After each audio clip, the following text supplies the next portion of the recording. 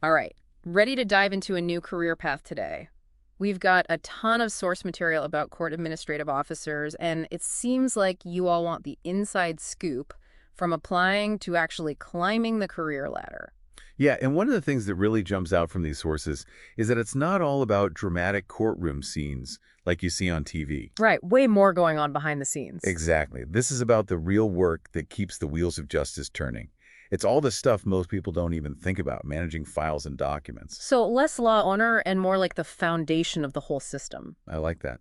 One source even called court administrative officers the air traffic controllers of the courtroom. That's a great analogy. So you need to be incredibly organized, have that attention to detail. Oh, absolutely. And you've got to be comfortable dealing with sensitive information. We're talking about the backbone of legal cases here. But it's not just about the paperwork. One thing these sources highlighted is that this job is all about people, too. Right, because you're the link between the judges, the lawyers, and the people coming into the courtroom. Exactly. You're interacting with everyone, often when they're going through really stressful situations. So empathy is huge in this role. I can see that. Got to stay calm and collected under pressure. For sure, and you've got to be a clear communicator, too. Makes sense. You'd need to be able to explain those complex legal procedures in a way that anyone can understand. Absolutely. And here's something else that really stood out to me in the sources. Technology is changing everything about how courts operate. Really? So no more mountains of paper files? Well, they're not gone completely, but things are definitely moving digital. One source mentioned that some courts are even using AI to screen applications now. Wow. Algorithms deciding who gets a shot at upholding justice. That's both impressive and a little scary. So tell me more about this. Is there any way to make your applications stand out in this new world of digital courtrooms? There is, and one of the sources had a really interesting take on it. They mentioned this software called RoleCatcher that helps your resume get noticed by the algorithms. Hold on, so it's like a digital resume coach. Exactly. You can actually test it out for free. That's really interesting. So even with all this new technology popping up, are those core skills still important? You know, the communication, the organization. Absolutely. Those are your foundation. Yeah. You can have all the tech skills in the world, but without that solid base. It's not going to get you very far. Exactly. Think of it like this. Those core skills are your toolkit, and technology is just one of the tools you can use. Makes sense. So let's say someone has those core skills down pat and they're ready to jump into the world of court administration. Is there a typical career path they can expect? There is. Most people start with an entry-level position like a court administrative assistant and then work their way up. It's like a ladder. You climb rung by rung. Gaining more responsibility with each step. Exactly. And the sources actually provided some great real-world examples to illustrate this. Like, one source described the day-to-day of a court administrative assistant as being in the engine room of the court. They're handling tasks like managing case accounts, processing applications, even assisting during trials. Wow, so they're thrown right into the action from day one. Sounds like you need those organizational skills and that attention to detail down pat right from the start. You got it. And then as you gain more experience, you can move up to the role of court administrative officer. This is where you start taking on more decision-making responsibilities. So it's not just about following procedures anymore. You're starting to really understand the why behind everything and making sure it's all done by the book. Exactly. Mm. One source even gave the example of reviewing applications for informal probate. Imagine being responsible for making sure those applications are all in order. That's a big responsibility. It is. And that kind of experience can set you up for the next step. Which is? Senior court administrative officer. Okay, so now you're moving up in the world. You are. More responsibility, probably leading a team. Right. One source described this role as someone who can provide guidance and support. So mentoring those newer to the field. Exactly. And it's not just about managing people at this level. What else? You start getting more involved in actually shaping the court's procedures. Wow, so you're really making an impact at that point. Absolutely. You're ensuring things run smoothly, efficiently, all that good stuff. So it's like you're working behind the scenes to make the whole system better. Exactly. I like it. So what comes after that? This is the big one, the top of the ladder court administrator. Right. The head honcho? Pretty much. They're overseeing the whole shebang, managing budgets, resources, even collaborating with judges to set the vision for how the court operates. Talk about impact. Their decisions could have huge ripple effects. For sure. This role requires years of experience, top-notch leadership, a deep understanding of the whole justice system. It's like the culmination of everything you've learned throughout your career.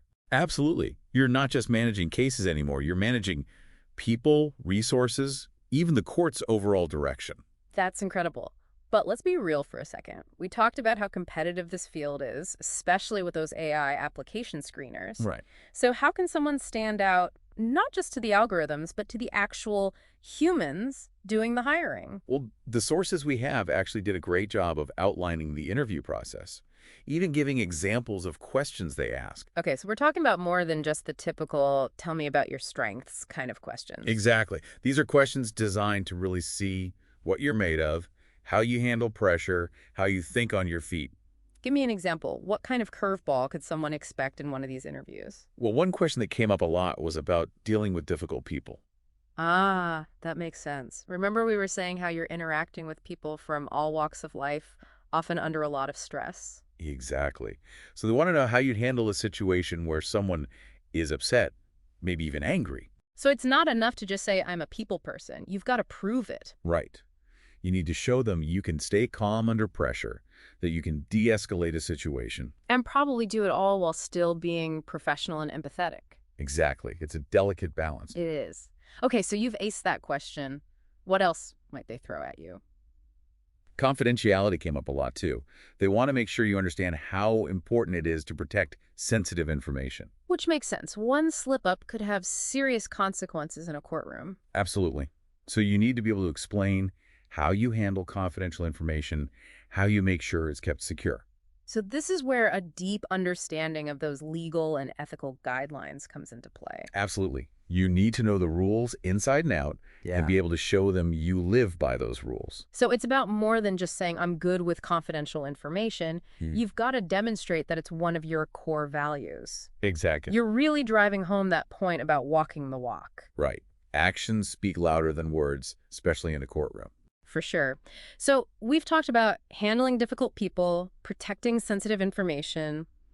What other kind of curveball questions came up in those sources?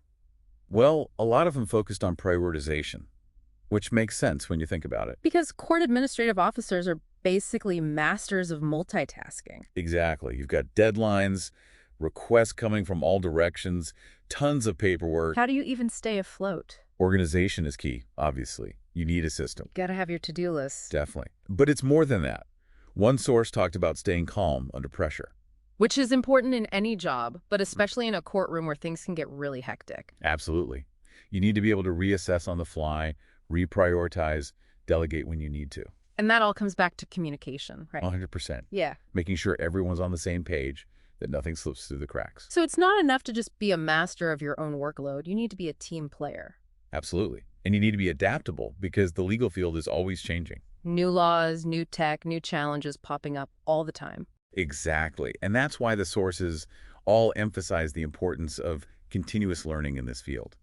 You can't just rest on your laurels. So you've always got to be learning, growing, evolving. Exactly.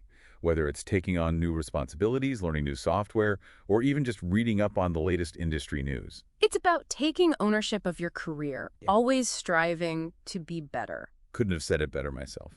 Well, I think we've covered a lot of ground today. We've gone from the day-to-day tasks of a court administrative officer. All the way up to those big picture responsibilities. And we've talked about the skills you need, both the technical ones. And those essential soft skills. But most importantly, I think we've shown that this is a career path with real impact. You're not just pushing papers, you're playing a vital role in upholding justice. That's a great way to put it. So, to everyone out there considering this career path. Go for it. Exactly. Embrace the challenge, never stop learning, and who knows, you might just find yourself running the courtroom one day. Now that's something to aspire to. It is. And on that note, we'll wrap things up for today. Until next time, keep exploring those career paths. And keep those questions coming. We'll see y'all next time.